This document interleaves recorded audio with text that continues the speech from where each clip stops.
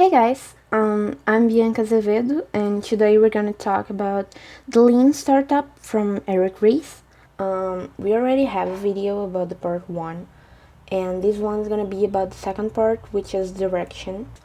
When you want this direction, you have to suppose basically everything.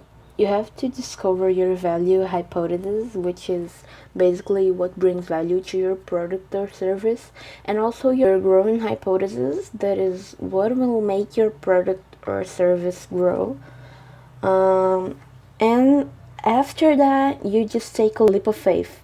So after you suppose those things, you have to strategize based on those suppositions and test these suppositions the fastest as you can. We're gonna start seeing this cycle where you learn, build, and measure. And this is really important when you were trying to get feedback from your customers. Like, feedback is the most important thing that you want because it influences in your next ideas. What you want is to reduce the time that you spend on feedback, because any additional work that you didn't need it to do is basically a waste of time and resources. So how are you gonna test this? You have to use first adopters.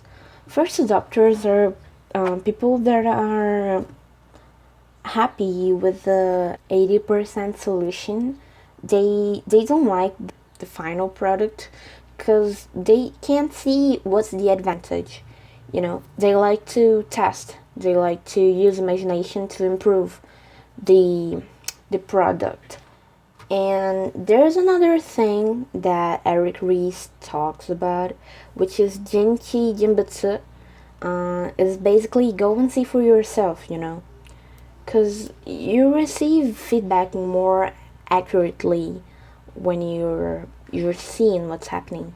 So this Jinchi Jimbutsu is not to have absolute answers. It's more to clarify customers' problems on a low level. You know. The second part is to measure. You measure where your company is right now and where you want to be.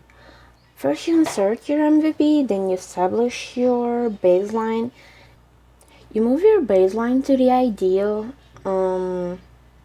adjusting the engine or the motor. You make hypotheses about what will improve the metric and do experiments to test them upon the baseline. And after all this, you have to decide if you're gonna pivot or if you're gonna persist. The time to pivot is when the driving forces of the model are not really moving, and you have to be able to notice when you have to pivot, because the more you spend time and money, the more hard it is to pivot. It's easier to pivot earlier. Successful pivots lead us in the path of developing a more sustainable business. So the second part of the book is basically this. It's direction, measure, and pivot.